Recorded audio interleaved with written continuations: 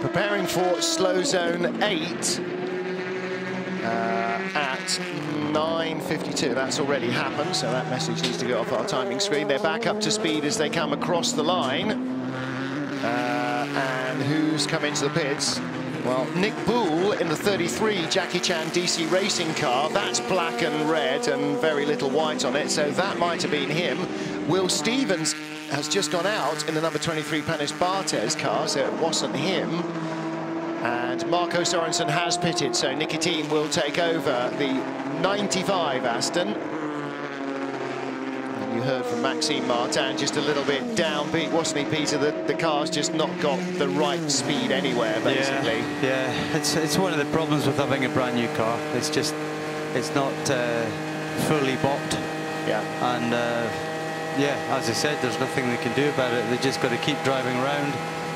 They've gained quite a few places from other people having issues. Yep. And if they continue to go that way and have a trouble-free race, both cars, then yeah, it's very possible they go up into the top 10 and maybe even the edge of the top 5, who knows? Yeah, could well be. But, you know, if you look at lap times, I think they're a good 3 seconds a lap slower in general than the leading cars, which might come back a bit their way as the track rubbers up more and more.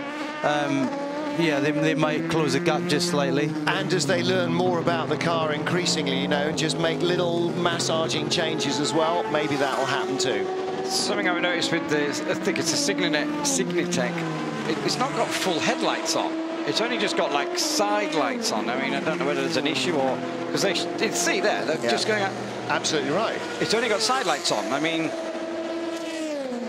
well, it's at the moment it is still light enough, and but they seem to run headlights all race, even in the daylight. Yeah. No, absolutely. Sunset is officially 9:56 local. It is now 9:56 local. It's officially night time when the blue light comes on the top of the clock on the start-finish line. That's one of those very old-fashioned things that has been happening in Le Mans since 1923. Cars no longer have to do the first hour of the roof with their canvas hood fully erected, but some of the legacy of the very first races still remains with us. Not least that it's the toughest test of man and machine on the planet. I have a feeling the first race may not have been quite as manic at the start as this one, but I wouldn't want to lay money on it. Put men in cars and give them a race, and in those days it was on gravel roads as well. Yeah, I wouldn't want to bet on it. There you see the difference between a Toyota hybrid unleashing its 1,000 and odd horsepower and a GTE Pro car coming off the corner at Arnage. That's the next yellow zone approaching. This, between that first set of yellow lights and that set of yellow lights, that is the period in which you have to be down to 80 kilometers an hour. So it looks like, just to, sorry to interject, that looks like that Aston is going back to the pits on a truck. Oh, is it? Okay. it was lifted up with the Manitou, just to say something and give some credit. You see that car at the front of the queue. That is our only female driver. She's actually in the car at the minute. Yep. Christina Nilsson. So in fact, she's been in for a couple of hours now. That's Paul Dallalana's shunt, and he just went straight off. Now, did he drop a wheel off and it just, you know, at the speed of turning in? It would spin, though. You know, to go straight like that, that's unusual. That, as you said, that's maybe something a bit more, maybe brake failure or, Think of the Ferrari that went off in qualifying there. He had that big drifting rallycross drive all the way through Miguel Molina, didn't he? Yeah. But that has just speared straight off, and I wonder whether that's broken suspension arm or either throttle jam, brake failure, something like that. Now this Ferrari, this Ferrari here has got the jump on Andy Prio behind it, because Prio has been stuck behind a couple of cars. Right. You just saw him trying to get past. There he is. He's now past that Spirit of Race Ferrari or the Clearwater Racing. I didn't see which one it was, but that gap was really close, and now look at it. Yeah, get stuck behind the wrong car through the Porsche curves, it can cost you 10 or 15 seconds. And you're absolutely right, Prio lost a lot of ground. There he is now. Yeah. Gap's gone out to 3.5 seconds from what was about half a second.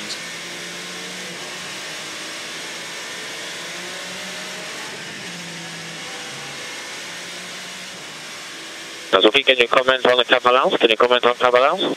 in the middle of the corner, understeer level is not too bad. Braking into chicane, both is a bit understeery on the straight line to brake into initial entry. And the entry of turn 7 is very neutral, very pointy at entry of turn 7. Okay, copy, copy. So entry of turn 7, very neutral. But that is the run in through Tertre Rouge and out onto the Mulsanne Straight. So generally, they're trying to dial out some of the early race understeer, it would seem. Now, they're not in a slow zone there, are they? They're looking relatively slow, but that's the helicopter trying to keep pace with cars that are doing, well, knocking on 200 miles an hour down the Mulsanne Straight. What's the top speed last time round? 311 for the hybrids. Behind them, Neil Jani in the Rebellion, top speed 325 kilometres an hour. 328 very nearly for Nico Lapierre in the Signatech Alpine LMP2 car. So the LMP2 cars, Jackie Chan's Com Ledigar, 331. That's 20 kilometres an hour faster than Toyota's at top speed. And that's because they keep accelerating, whereas the Toyota hits the juice, gets to VMAX, and then they have to start lifting and coasting. And maybe that top speed is in the lift and coast. So here we are as we get to 7 hours into the race. Toyota 1-2, 4 seconds between them. SMP Racing's number 17 car going like a clockwork watch.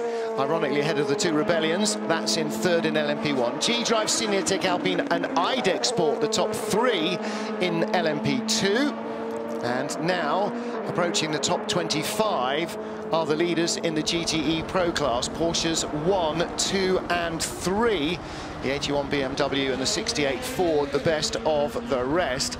And in the GTE AM class, pit stop now. Christian Reed in a Dempsey Proton car remains in the lead though. 77 ahead of JMW's 84 Ferrari. And the Team Project 1 Porsche with Egidio Perfetti in third place ahead of Keating Motorsports' Jeroen Bleekemolen. And I'm going to hand over, I think, to Mr. McNish. So you're in good, capable hands, I think. Or Alan McNish, one or the other. Bicoles have retired from the race. The number 11 SMP racing car is now only 4 laps behind the retired Bicoles car, where it was, I think, something like 34 laps behind early on. So the number 11 car, which is the second SMP racing car, had a problem right at the very beginning of the race.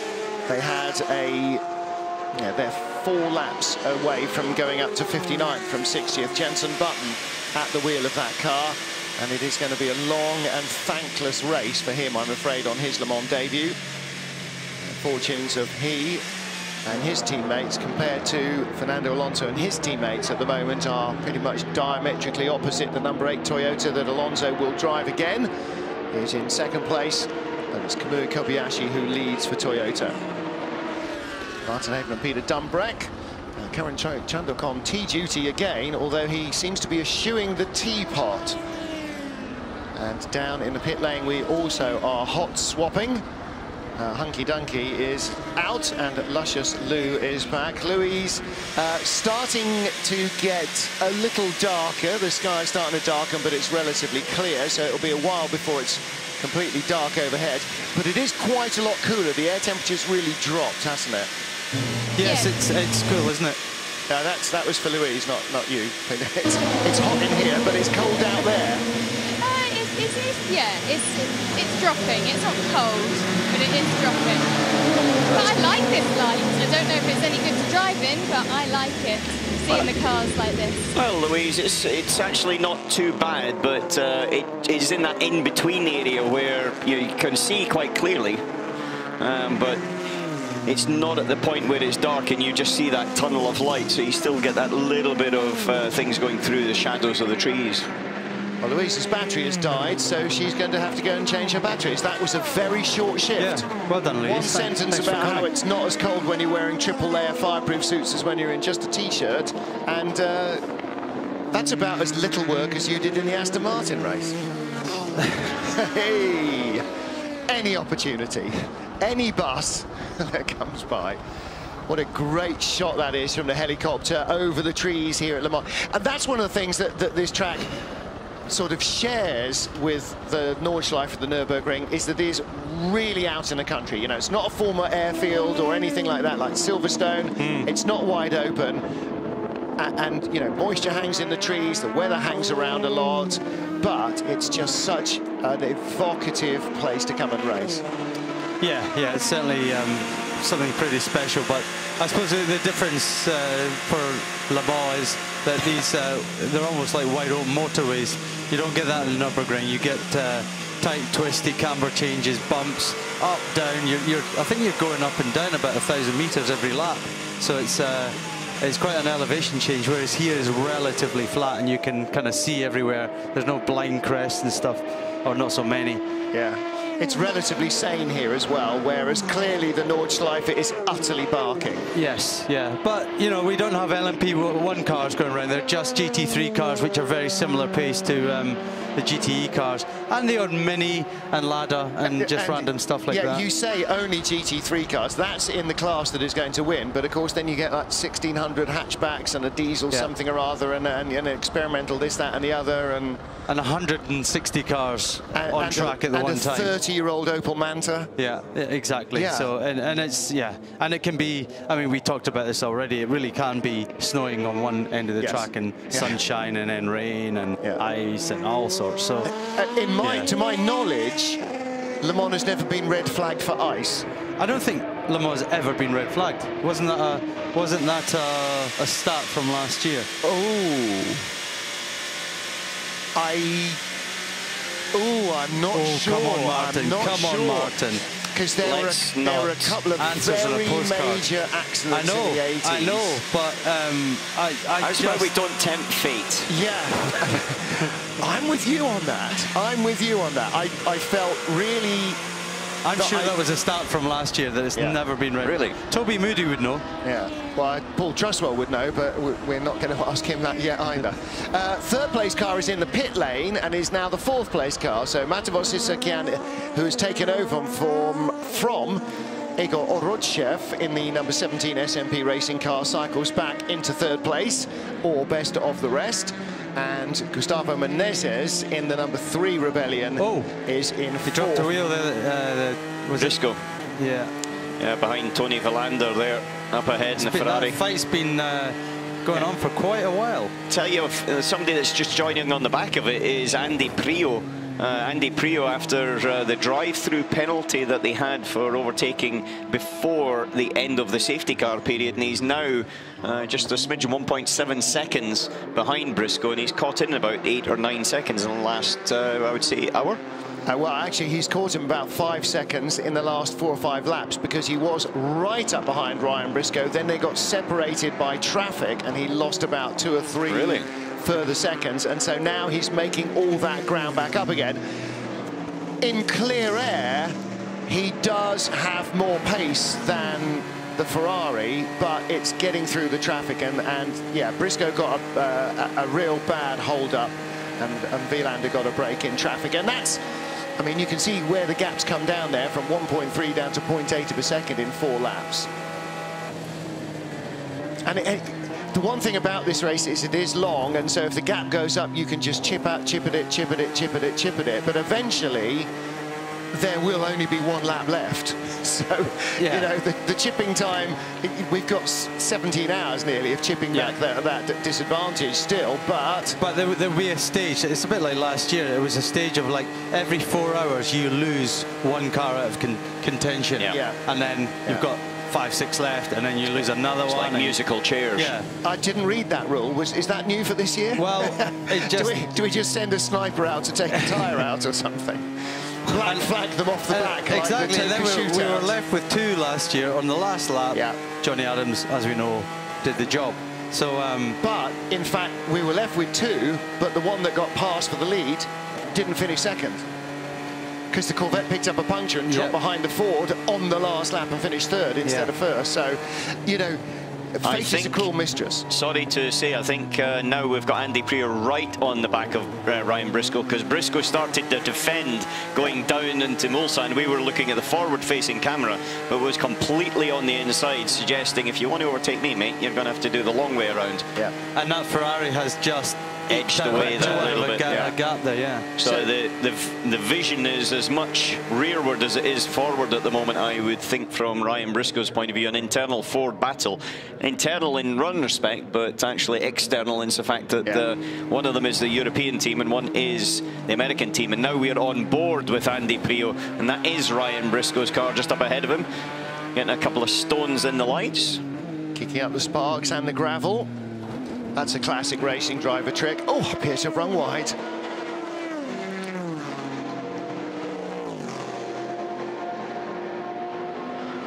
So there they go, nose to tail. So yeah, Wielander got away from Andy Prior and has also jumped Ryan Briscoe. And how far? He's only 3.3 seconds behind sixth place Antonio Garcia in the Corvette. Sixth place in the Corvette, by the way, because that Corvette is creeping up the order. Number 4 car, or 64 car, is absolutely nowhere, unfortunately. No doubt, if you're Wielander, you've looked in your mirrors and you've seen that, that there's a bit of a fight going on behind, and you're like, right, head down, pull away, leave them to it, and rubbing your hands at the same time. Happy days. For a few seconds, I think, because as soon as Prior gets past, they'll latch onto the back of Wielander quite quickly. Looking at them coming through the Porsche curves, the 67 car's got a lot more grip. Even though he's a bit of fishtailing out of the Ford chicane, he's got more grip and more performance at this moment in time. But it looks to have ebbed and flowed between the different Ford cars at different periods of this race. More than I would normally have expected. But, I mean, because they're in different teams, I'm guessing the setup between the two cars in the same team will be fairly similar, but they could be very different between. I wouldn't think they'd be very different, Peter. They, you know, at the end of the day, it's got a base concept. It's both the same, and they should be within a tolerance. It's, you know, it's the last 3 or 4% more than the main part. Well, the lead for the 68 car is Dirk Muller in 5th place, but don't forget Andy Prior and his teammates had a drive-through penalty, which has dropped them down the order. But they're only 10 seconds behind. Yeah. Less than 10 seconds behind that car. And so the 67 car has definitely got quicker, because in all honesty, it was probably the slowest of the Fords in qualifying. It struggled badly, but now is back, seems to be back onto pace a little bit more. Still can't quite get close enough on the straight there, though. Yeah. Now that was the area where they felt they struggled a wee bit. Got to get the good exit here. Yeah, I just wonder whether they're carrying a bit more wing, and that's why they're quicker through the Porsche cars, and they can't quite get close enough on the straight. Mind you, that Ford is tucked up behind the Porsche now. AM-class Porsches in front. They've got the 69 car. The Gulf Porsche in front, and that is 77 or 88. So it's either Christian Ried, the leader of the AM category, or 88, which is in 5th place. Something to do on the brakes. Yeah. It's easier to overtake in the brakes into the first chicane than the second chicane, I always felt. There's Wilkes in the middle, that's the car engineer. Very experienced in different areas, including rallying in the past, and has got, and that wide diversity of engineering, I think, is something that gives him a real special skill, especially when you need to be adaptable. Number 8 in the pits, that's Nakajima. He's staying in the car, changing the drinks bottle, the data card on the right-hand side, and probably the windscreen washer bottle as well, even though you don't necessarily use the windscreen washer. And the reason being is that it tends to smear whatever's on the window as opposed to actually clean it off. And if you do use it, you have to do it at very, very low speeds. Vital that the windscreen washer bottle and the drinks bottle aren't transposed. Through the chicane comes the number 8 car of Kazuki Nakajima. It's taking a decent slice of curb. And Peter, these cars have to be made to survive a lot of pretty brutal curb strikes, because there's no way drivers can stay off the curbs all the way through the race and keep their pace up. Well, yeah, that's it. I think as the race goes on, and depending on where they are, and if you've got a nice clear bit of road behind you and a good advantage, then yeah, you would tend to stay off them and maybe lower your pace a bit. But when you're flat out, for sure, you need to use those cars, because that's the quickest way around the circuit. And as you say, you know, they've done hours and hours of testing, and part of that testing is being on whichever, you know, could be Paul Ricard or whatever, and yeah, you hit the curbs.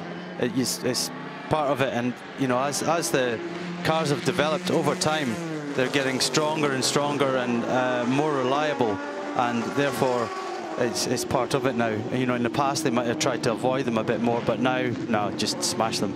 Dirk Müller in 4 laps has gone from 3.3 seconds to less than 1 second ahead of Antonio Garcia. The battle for 5th, with the Ford ahead of the Corvette. Corvette now in their 6th year with the C7R, so it's a very well known, developed and rehearsed car. Alan made the point earlier on in the race that the one thing they don't have in common with their regular World Endurance Championship rivals is use of this European spec Michelin tyre throughout the season. So every year they come here, they have to get used to it. Look at the lights on the Ferrari there of Tony Vilander.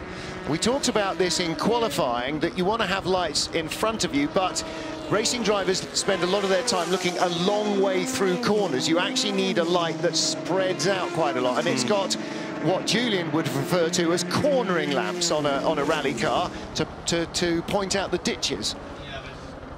Ditches for a rally car, less so here.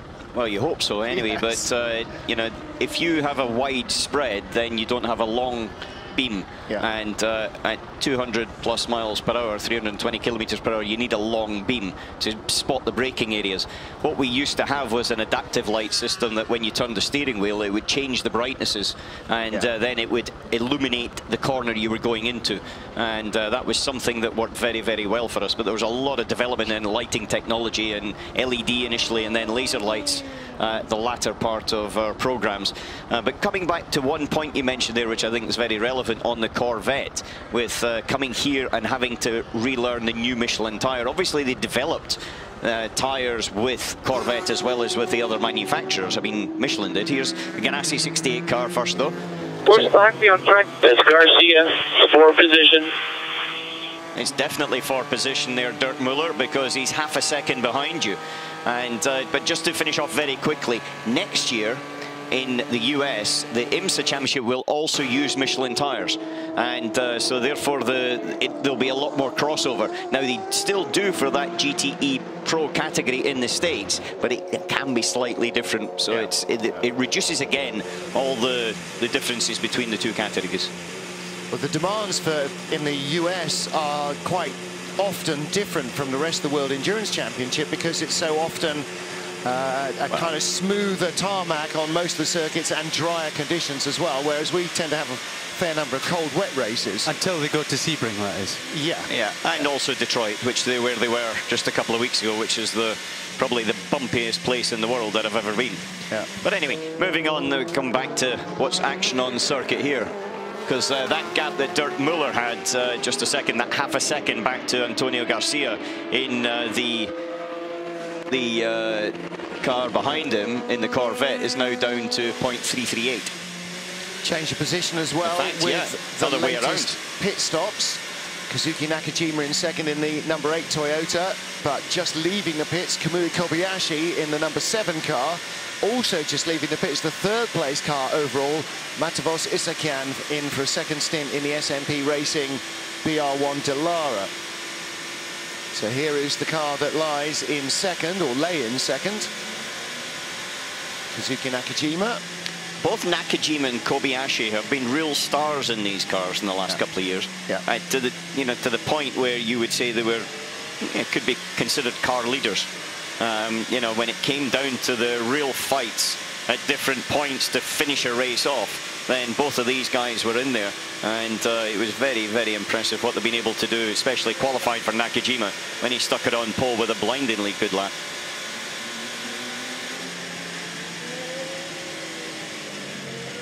Great view of Le Mans in the evening, courtesy of the onboard camera. And still a little bit more visibility to the human eye. Our eyes tend to be a little bit better at cameras and sort of differentiating light and dark. So as we look out of the window, it's still relatively light. You wouldn't be particularly needing your full beams if you were driving your road car. Down in the pit lane, Louise is trying to catch up with Thomas Laurent. Lou and... Oh, they are, okay. So we'll catch up with Louise in a moment. Here is our race leader, though. All right, well, let's get back down to Louise Beckett. Louise, let's push you back on with Thomas Laurent. Thomas, you put in a great performance at the start of that race. Gustavo's really fighting back and hunting down that SMP. Yeah, we did a really good job for the start. We achieved our target. It was to be on the front of the SMP. Unfortunately, we were really unlucky during the safety car. So now my teammate is pushing to come back to the SMP, and for sure he's doing a really good job. The team have worked so hard on this car. We've seen them working late into the night. How does it feel? Are you confident with it? Yeah, the car is just amazing. Apparently my teammates said the car is amazing. We can't find a better car. So yeah, for sure the crew did a really good job last night. They slept only 2 hours. So a really big thank you to the guys. You enjoying being back at Le Mans? Yeah, of course. Yeah. Thank you. Not sure too many people wouldn't enjoy being back to Le Mans, and Thomas Laurent does. Spinner, Paul de Resta in the number 22 United Autosports car, one of 2 rookies in that car. Only Felipe Albuquerque has actually started races here at Le Mans before. Young Phil Hansen is the 3rd driver there. So Paul de Resta, despite all his experience, coming a little bit later in his career than many do to the 24 Hours of Le Mans. Again, we've got a slew of LMP2 pit stops. Jean-Eric Verne took over the G-Drive car. Paul-Luc Chatin is 2nd in LMP2 for IDEC Sport. Will Stevens 3rd for Panis Barthez. And then in the pits, back out, Nico Lapierre 4th for Signatech. Also making a pit stop, Francois Perrodo at TDS. Also Harrison Newey, who has just taken over the number 35 SMP Racing LMP2 car. Gutierrez stays in the G-Drive number 40, and Hugo de Sadalea takes over the 32 United Autosports car.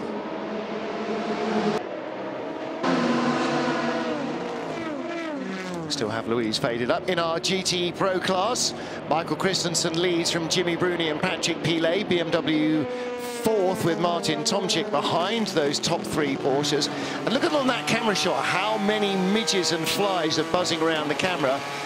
And that's one of the things that you get at this time of the evening, Alan, is that all the nasty little flying things come out and get all over your windscreen. Yeah, you certainly do. One thing that's got past the windscreen of this car we're on, Dirk Muller, is the Corvette of Antonio Garcia. We heard the radio messages before that it was a fight for position. Well, it's been a fight for position as opposed to still is, because a beautiful shot of the moon there. Absolutely stunning. Yeah.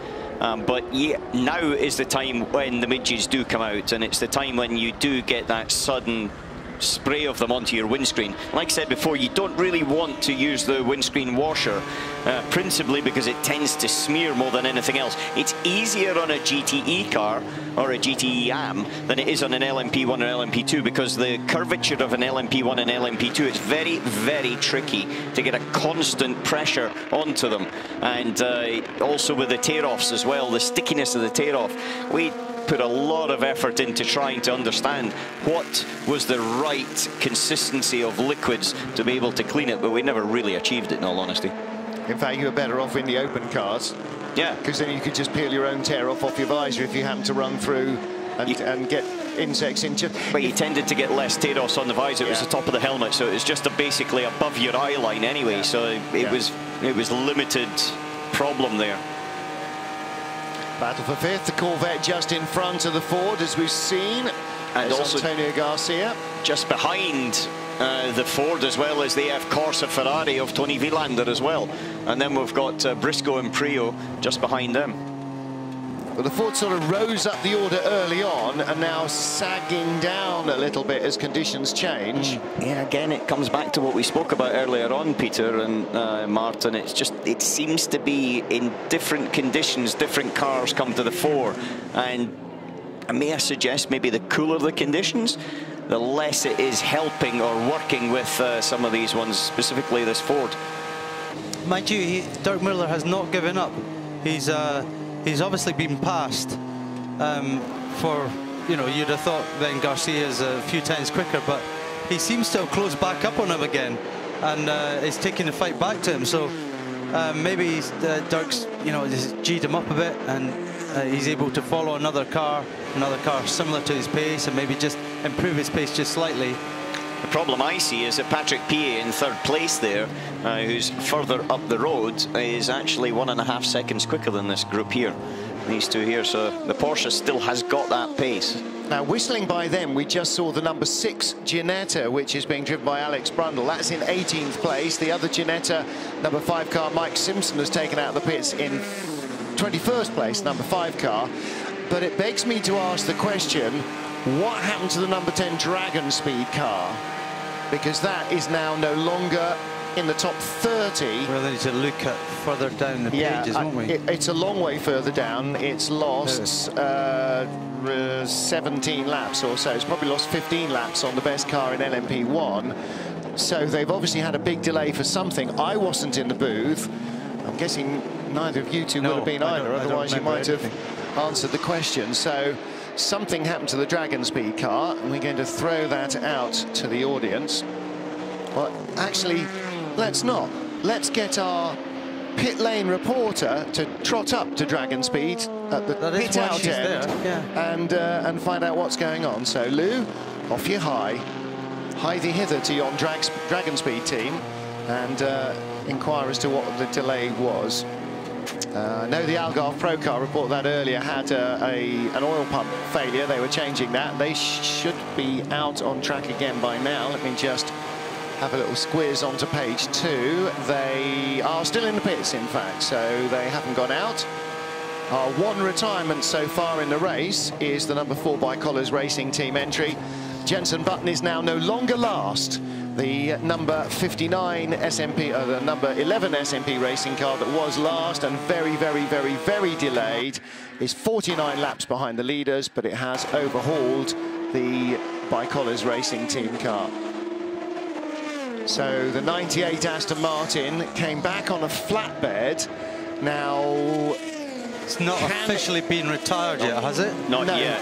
Nor is the number 4, though. Can it be, although the garage has been pulled down by the team?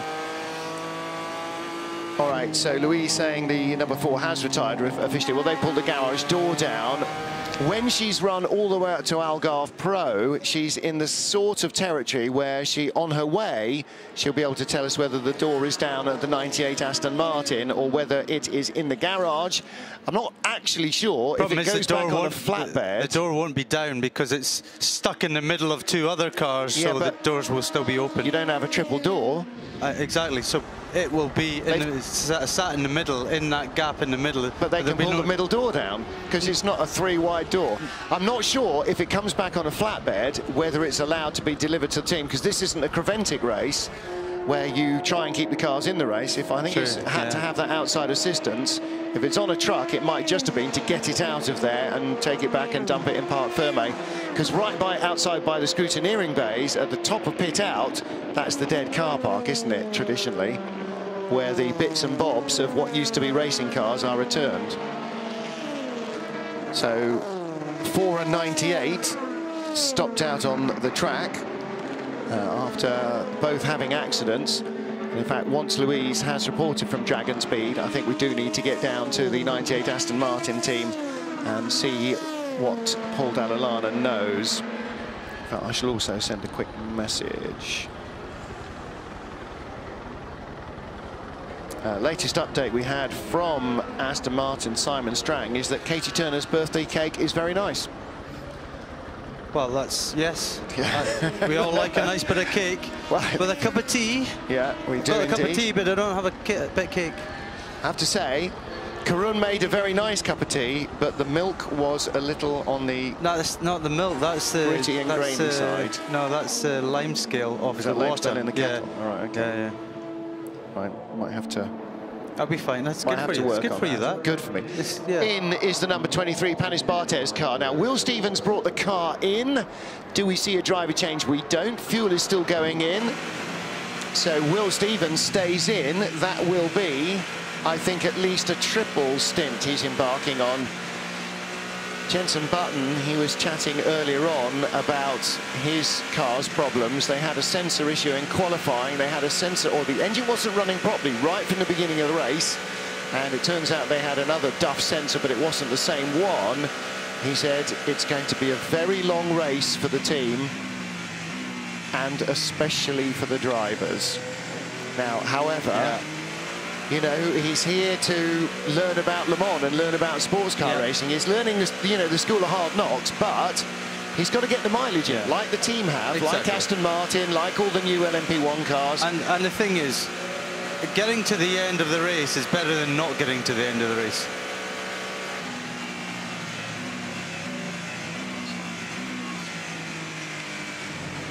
So we're getting information about the number 98 car, and it looks like it's stopped at the side of the track, so it might be out.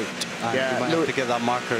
Louise was saying that it hasn't reached the team, and in fact hasn't got back to the dead car park, and clearly Paul Dall'Anna was either too shaken up to talk to them or didn't have the time to talk to them before he needed to get out of the car for it to be craned away.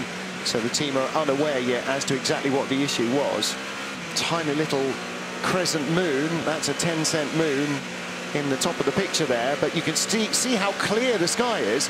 It was very clear around the start of the race, then it clouded over and the temperature dropped, the track temperature dropped. Now it's clear again, and that's going to allow all the heat of the day to escape even faster, so the overnight low might actually drop down towards 10-11 degrees as opposed to 13-14 that we're anticipating. Tomorrow's high due to be only 17 degrees, so that suggests that the weather forecasters are expecting quite a cold night. And looking at the sky overhead, it's woolly-pulley material if you're sitting outside with something cool, isn't it? No comment from the two Scots who clearly would be in a t-shirt and shorts. Exactly, yeah. You would. It's not a problem for us, mate. I am in a t-shirt and shorts. Yeah, but it's 176 degrees in the booth. Sorry, I was just listening to the lack of liftoff through the two lefts of Porsche. The first one's been flat for years.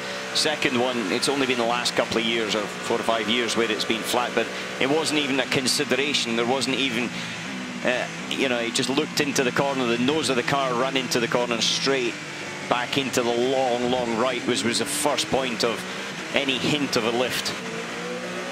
He's probably in the groove, isn't he? There's no hesitation on the application of the throttle. This is smooth as silk. He's got, this is what racing drivers call, you've got the rhythm.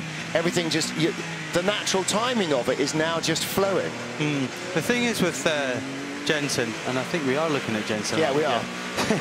I had to ask. You know, he's racing Super GT out in Japan. Those Super GT cars aren't a million miles slower than a P2 car. Yeah. You know, they are properly quick GT cars, way quicker than a GT3. In fact, the GT3 or GTE would be the second category out there. That'd be the GT300 compared to the GT500. Exactly. Yeah. So, you know, he's used to these kind of speeds and this driving technique and having this downforce. So, yeah, I think it's not a problem for him getting up to speed. Fernando on the other side, he has to come from a Formula 1 car back to a P1. Okay, again, not a massive difference, but well, Alan, you tell us the difference between the two. I think the biggest single difference is the weight. The weight of a Formula 1 car is a little bit lighter, so the agility in the braking and the turn into these low-speed corners is a little bit sharper. But in terms of the horsepower and downforce, then they're quite comparable. Regarding the Super GTs, we raced at Fuji about a week after the Super GTs, and there wasn't a heck of a lot of difference. Like you said, there was about maybe 3 seconds, 4 seconds in qualifying maximum, and so they were very, very close in terms of the performance. Now, the one thing that Fernando doesn't have to worry so much about here is the endless messages from the team, set this, set that, reset this, reset that, because he's not dealing with a hybrid system. It's dealing with itself. Yes, to an extent. Yeah, predominantly, much more so. It's much more pre-programmable than the Formula One systems are.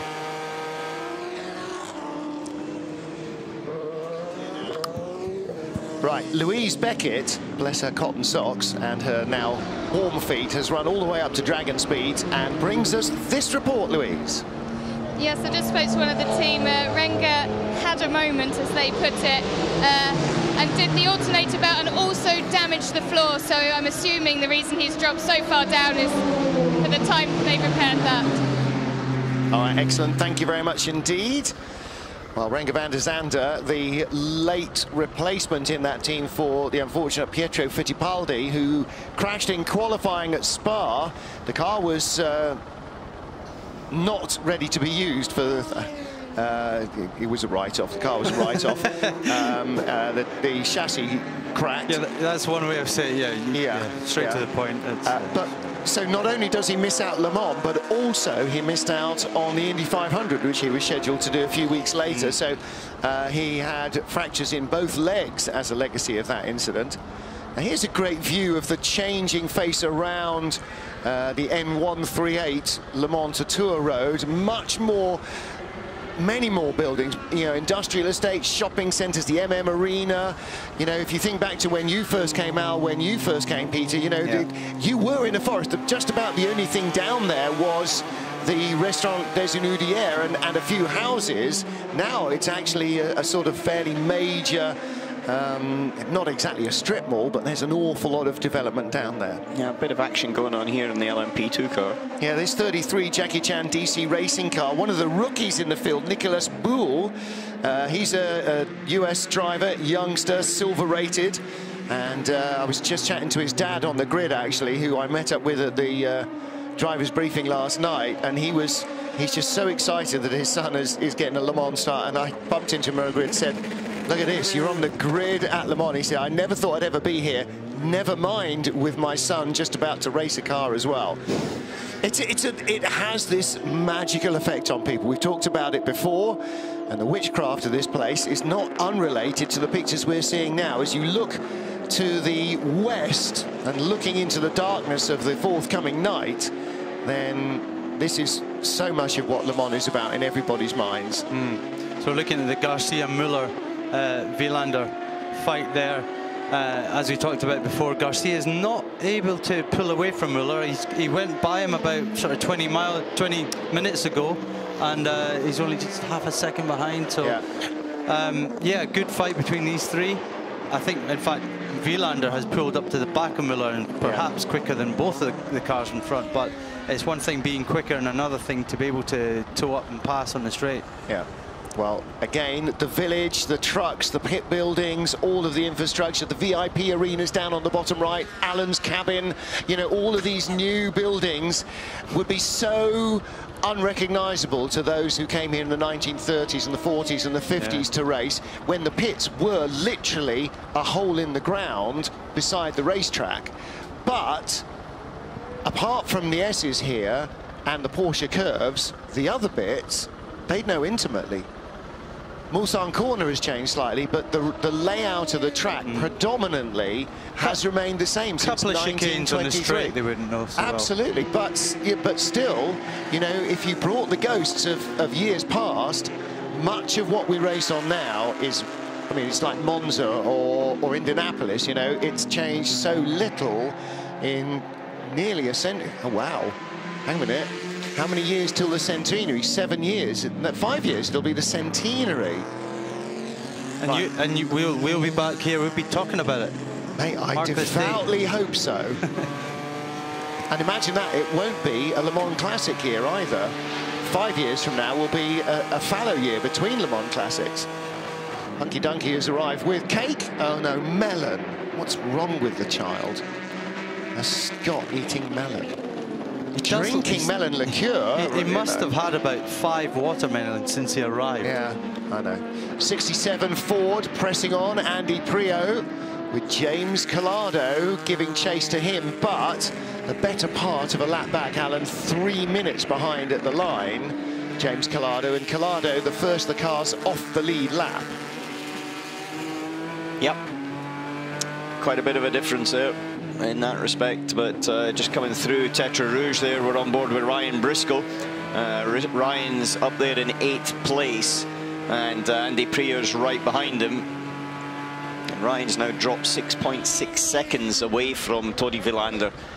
Yeah, of course. You're saying about all of these buildings, they certainly weren't there. And I was actually thinking about it when I went round the circuit on Thursday morning, just how it has changed. And that also then changes the way, the illumination, because all the little car parks and the bits and pieces like that, that it does tend to sort of alter your view a little bit. But because you only come here once a year, it's kind of like a new circuit in a way each time. Yeah. It is a bit of a living creature in that respect. Absolutely. Driver change for our GTE Pro leader, Michael Christensen out, and Lawrence Vantor in.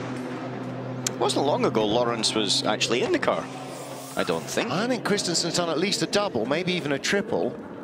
I don't think he's done a triple. I've only done 8 stints. Vantor abandoning his previous home at Audi to become a Porsche factory driver. And Michael Christensen will return to the track. He was 2 minutes 25 ahead of Jimmy Bruni at the line, so that's enough to retain the lead.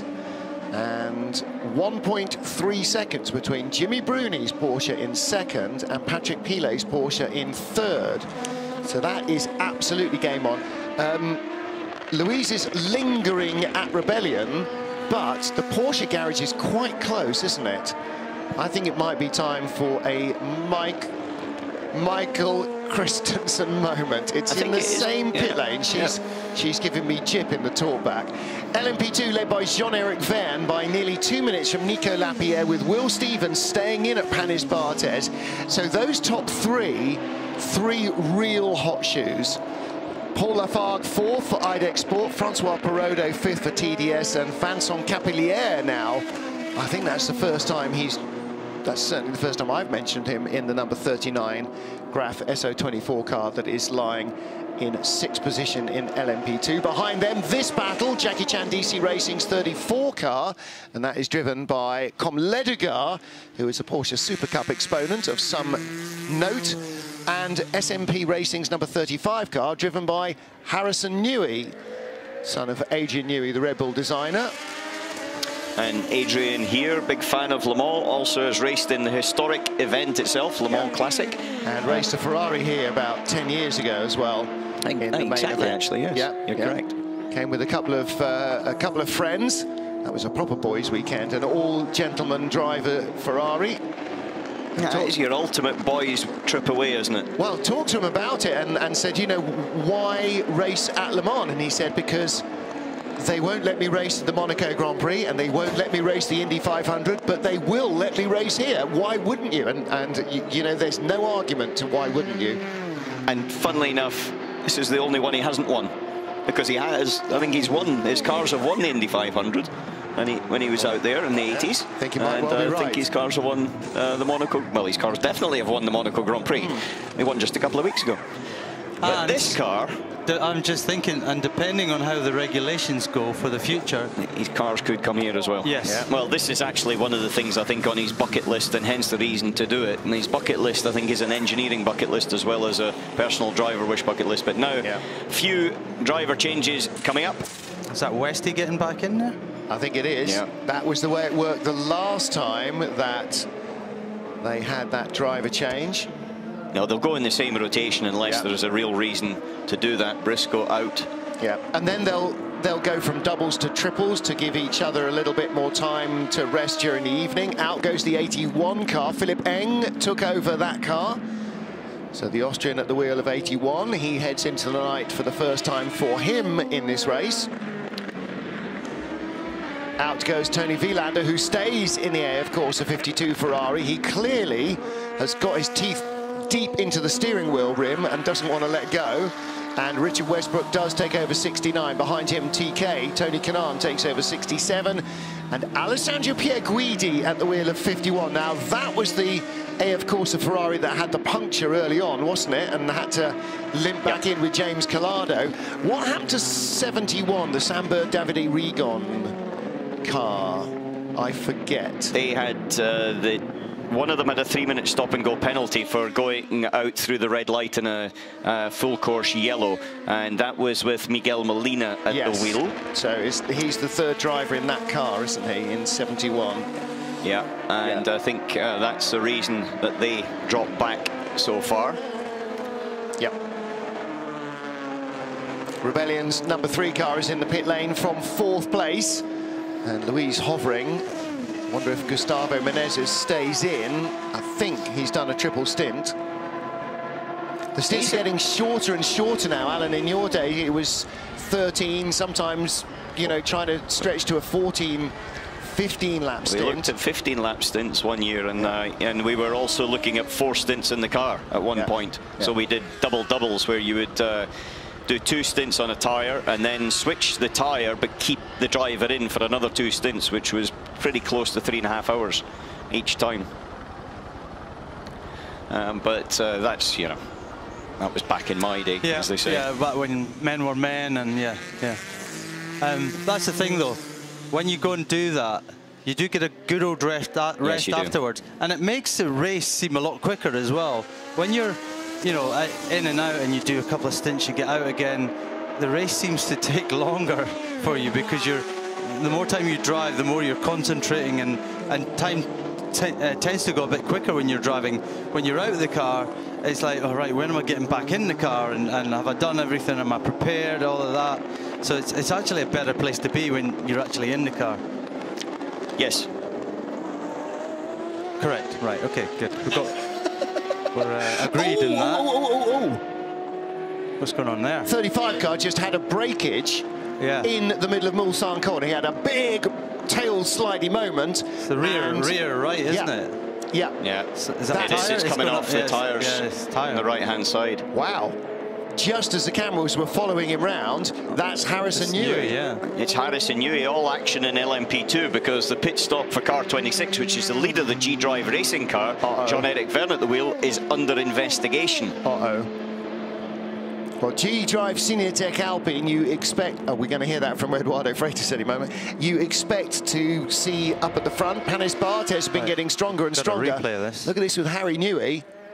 Yikes. Oh, yeah. 19-year-old rookie from Oxfordshire. I'm not sure if he's not the youngest driver in the field this year. Toodling back now. Oh, he's got now down towards the first part of Indy. Toodling's not an official Lena Gade phrase, is it? Toodle back, please, Andre. That's the thing. Remember, I was with Howden Haynes, so I was on the other side at H. Lena was our data at that time. Yeah. And Tootle was our, it was grid like grandma, which was drive very slow like your grandmother to the grid, save fuel. We never had to tootle back very often, thankfully. Yeah. Well, he really has to tootle, because that tyre's starting to split, and it's going to rip the back of that car off in a minute. And I'm sure he's not going quick either. No, and I'm sure the team are on the radio talking to him, going, just calm down, take it easy, slow down, because you lose so much more, and potentially everything. But Martin, he can't go very much slower. If he went very much slower, he would be basically coasting. And he's going back as slow as possible, but the problem is, it's obviously what has happened is taking the tyre off in a certain way. And that must feel like just a bag of spanners, the car vibrating all over the place. Harrison Newey in the number 35 SMP Racing LMP2 car. Louise having hovered fruitlessly at Rebellion. Thomas Laurent, by the way, took over the number 3 car from Gustavo Menezes, and Neil Jarney is in the number 1 Rebellion that lies in 5th. The Rebellion are 4th and 5th at the moment. Oh, there's a lot of smoke coming from it now. Yeah. So it's developing on to... I wonder whether it was a puncture to start with, or whether it was a suspension issue to start with, because that is now pouring smoke off the back. But it could be doing that just from tyre rub, or what's left of tyre rub, because that'll be right up against the top of the wheel arch. It's doing 30 kilometers per hour. Yeah, good lad. Car 35, please stay off the racing line. Yeah, no kidding. Well, he's barely on the track at all, is he? There's not a full car's width of hard shoulder, is there, Al? But he's using what there is.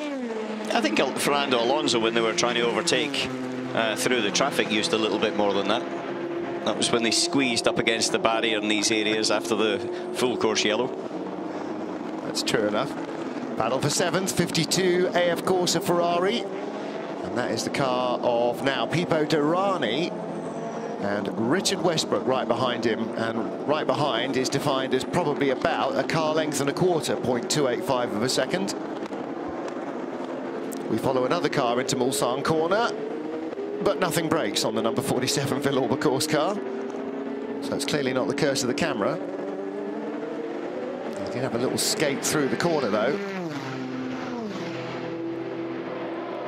Now, we had a couple of people asking us why the GT cars don't have yellow headlights anymore, because that actually made life a lot easier for everybody to try and pick them out in a battle.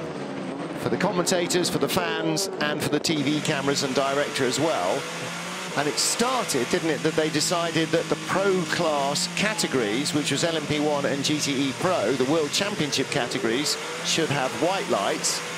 And I sort of thought the obvious countersul of that would be that LMP2 and GTE AM would have yellow lights, but they don't seem to. Yeah, odd one. Yeah. Is it? I'm just wondering whether the yellow light isn't as bright as a white light, and they don't have such good vision, and maybe they said, okay, you can have the best vision you can get, let's make them all white. Yeah, it's possible. I don't know. He just flew by Harrison Newey, who's now got to the Porsche curbs. So he is trickling in as slow as humanly possible. It'll be another 3 or 4 minutes before he gets back in. And if he's doing 30 Ks now, I'll be surprised. The other thing I wonder about these cars is how close they are to overheating when you're driving that slow. Oh, well, 35 in trouble, 34 in trouble as well. That's the Jackie Chan DC racing car. And 34 is Com Ledegar, who's just overshot at Mulsanne corner. No, that was, sorry, it was Arnage. Oh, it was Arnage. It's Arnage he shot. That used to be somebody's garden, but now it's a little bit of a gravel trap, so he was a little fortunate. Or he'd have been in their front garden with that one. Yeah, he'd have been right in there. But talking about what you said as Toyotas now come in, when you go fast, the car is basically the aerodynamics are working and it cools, as you say, it cools the brakes. If it's a hybrid, then it cools all the hybrid systems, everything else. If you then do something that the car is not designed to do, then yes, it does start to overheat. So you tend to run in a very high gear, low revs. Yeah. And that's the one thing they can do. You don't put temperature into the brakes and things like that. And of course, you don't have a fan, as you do on a road car, to blow air through the radiator. When you're in traffic, you need that, because it's the airflow through the radiator that helps cool the coolant. No, and if you're going very slowly here, there's not enough airflow. Yeah, fans pull current, current's power. Yeah. And so it does that. The only fans that are in there is to cool the engine bay and the electronic bays. Yeah. It's not to cool the driver, and it's certainly not to cool the radiators. That's for darn sure. Nakajima, fastest last sectors again. Their in-laps are always the quickest sectors of the race, middle sector and last sector. You think they could go quicker for the other 10 laps in the stint as well? That might put them, you know, further forward. Yeah, but that's the way they're allowed to by regulations boost, because they've got a limited amount of energy for the complete lap. And when they're on the in-lap, then it's slightly different, because it's an in-lap and it comes into the pits and it doesn't cross start-finish line. Yeah. This will be the slowest lap of Harrison Newey's life, and probably one of the most frustrating. Sebastian Buemi in the pits in number 8 Toyota. Matavos Isakian is in SMP's number 17 car, but he'll be gone before Harrison Newey arrives. This is the AM class car of TF Sport. Ewan Hankey taking over from Sally Jolic. And Ewan Hankey and Sally Jolic raced together in the British GT Championship with TF Sport for several years. Then they moved up into the Michelin Le Mans Cup, which they won a couple of seasons ago. Second in the European Le Mans Series last year. And now graduating to World Endurance at Le Mans. And Harry Newey can see the lights of the pit lane, but I bet they don't feel like they're getting much closer at any kind of a rate. There is the pit entry road. This is why he's taken the better part of 15 minutes to get back. The way the car bumped up and down there, that sort of had the look of a suspension arm as much as a puncture, but we'll wait until he gets back to the team and find out what's going on. We will find out. Louise will be down there. Eventually. Well, she's had time to get there and position herself nicely. Time. She should be there. And absolutely. She was pretty much right there in the pit lane already. I know that Duncan would have been there. Yeah, for sure. In fact, if we send him now, peg it, son. He's just had his melon. He'll be right in there. Battle for seventh rages on. Pipo Derani still just inches ahead of Richard Westbrook.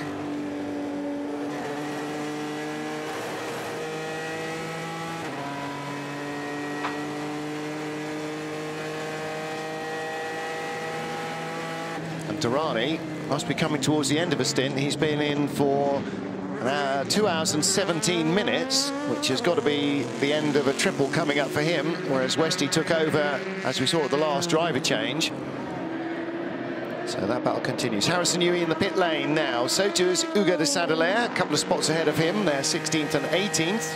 Make that 19th now for Newey as the 31 Dragon Speed car of Nat Berton goes across the line, and the SMP Racing mechanics go to work with a will. Now, engine cover off. Are they going to? Okay, so that doesn't appear to be from that car. No, it looks like it's from the sister car in the team. Obviously, they don't have another spare. They don't have another LMP2 car either, though, do they? They've got 2 P1s and 1 P2. I'm trying to... I can't tell you the answer to that. I'm trying to think it's not from that car. What team... It's probably from a European Le Mans Series team, but I can't think which one. Anyway, they've changed the rear end. The engine cover goes back on. Clearly, there's not a suspension drama, and it was just a puncture, and Harry Newey is on his way.